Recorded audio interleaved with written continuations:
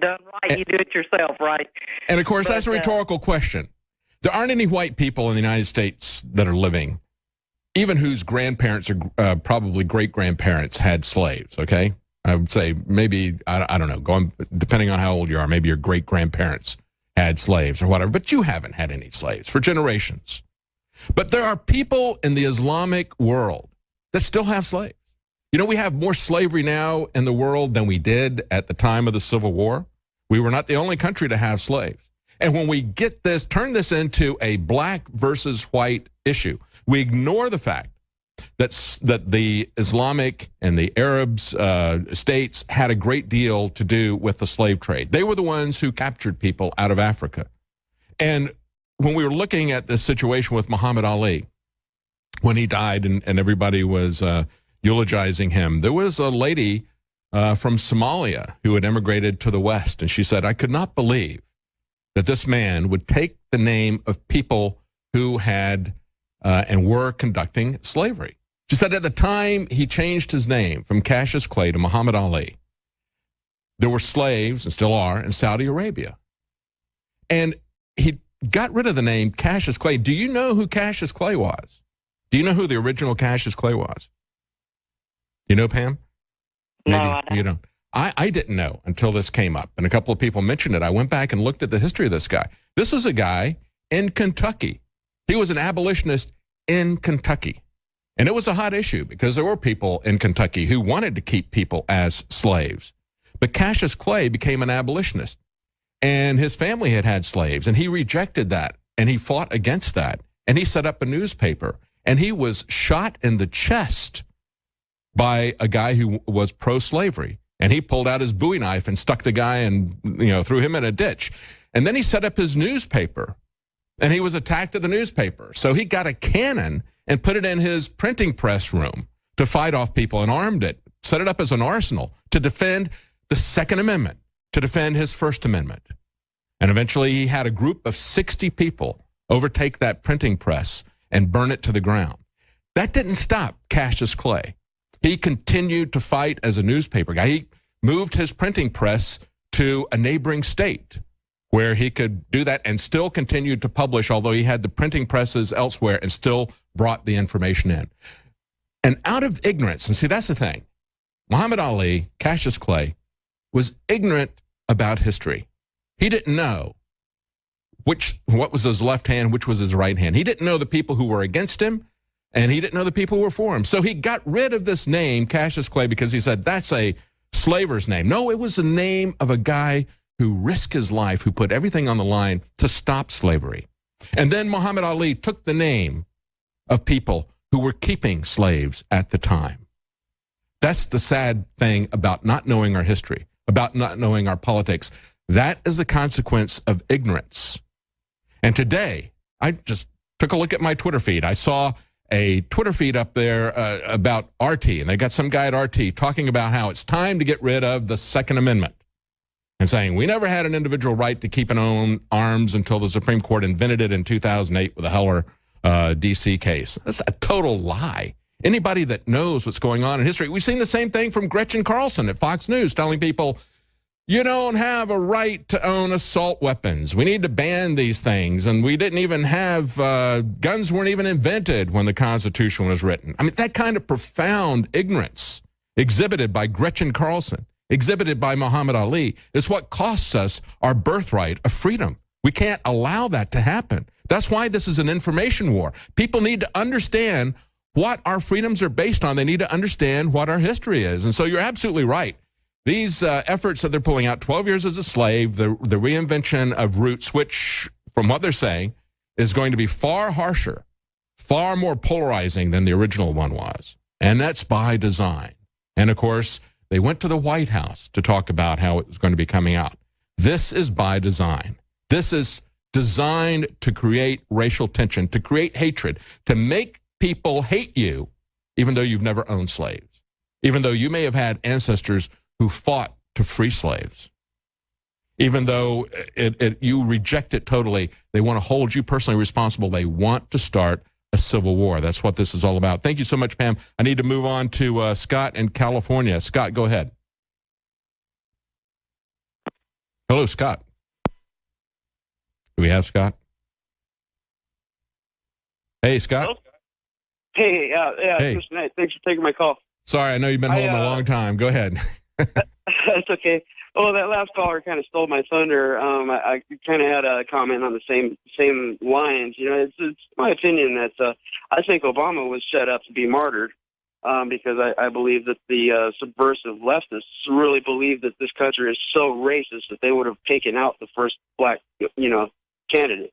And since that didn't happen, they're looking for other ways, and I think that they feel that Trump has such a following, and they feel that his followers are such fanatics that they would probably, make that happen if they took him out.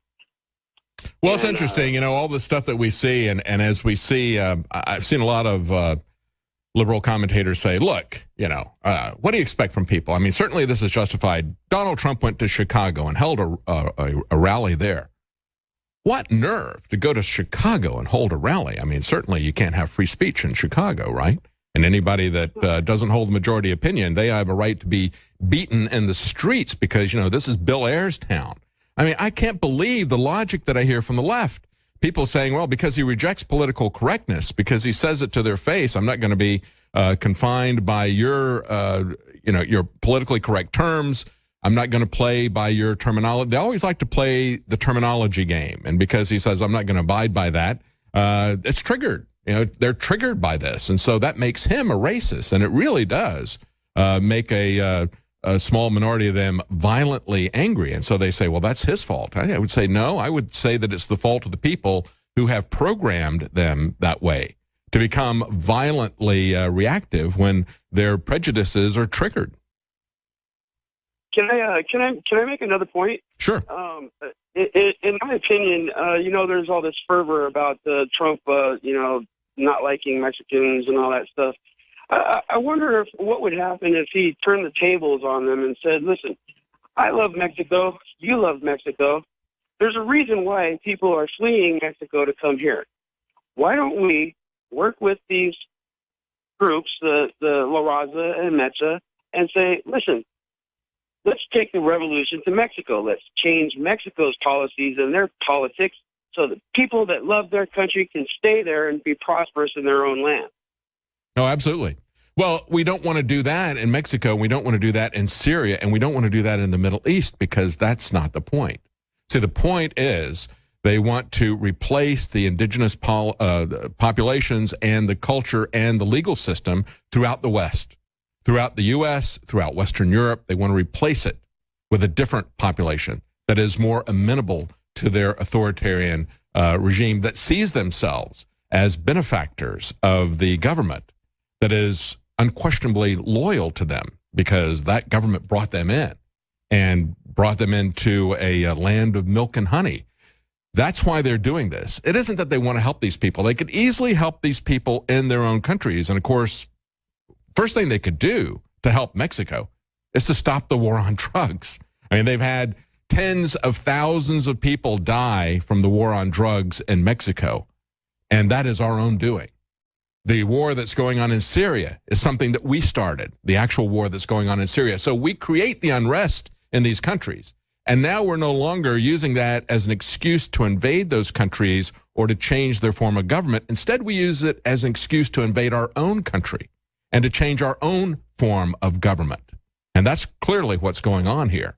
You have to understand, this is about fundamentally changing America, about balkanizing the United States, about creating a new, compliant, dependent population.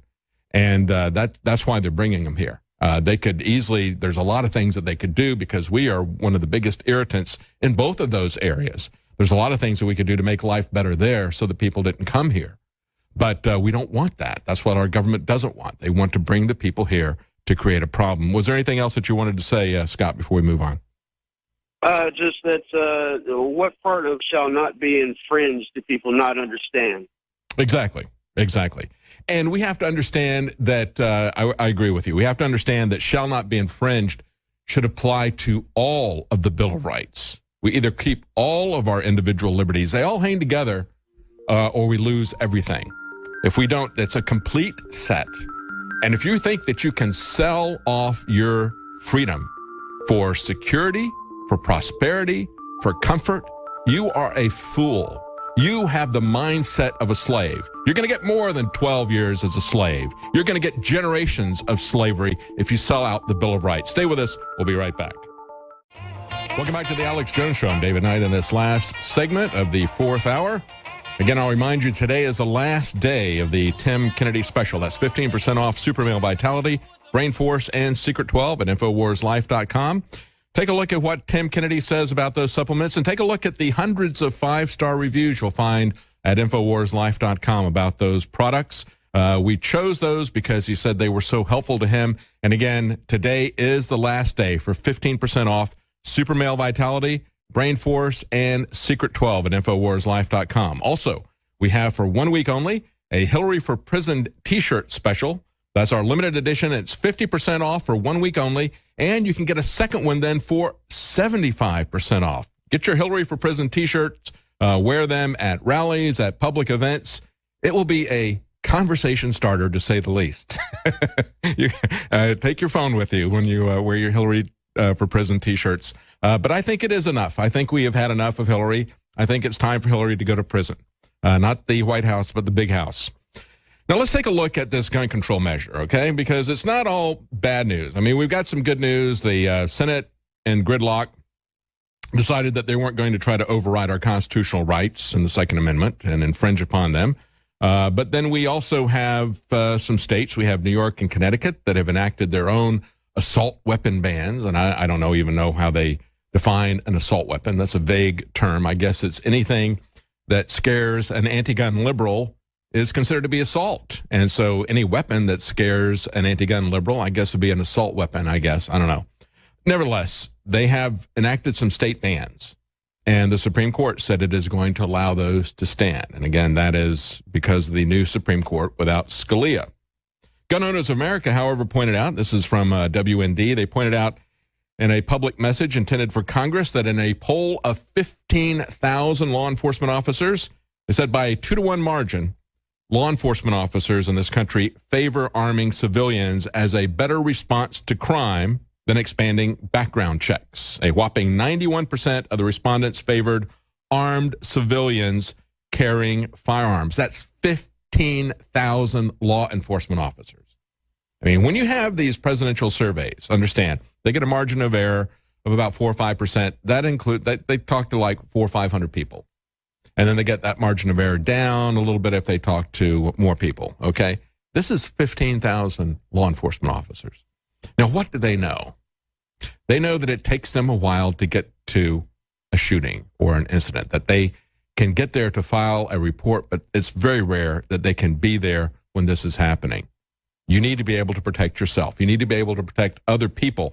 That's why they support it. And they may not know it, but I imagine some of them know what has happened in Venezuela. Remember Venezuela, this bankrupt socialist country that spent $47 million 4 years ago to set up gun control, gun confiscation centers. They've taken the guns from the people in Venezuela because they knew the country was going down the tubes. And what happened? You've now got police officers in Venezuela being hunted down and killed on the streets for their weapons. Some of them don't have weapons when they're off duty, but they kill them anyway because, hey, you know, maybe they got a weapon, maybe they don't, but, you know, we'll just go ahead and get them. So, yeah, that's right. That's the way it's going to happen for the police in this country. They don't want to be the only ones with weapons because then they've got a big target put on their back. And yet we see at the same time, Uber has now banned all their drivers from carrying guns. Why?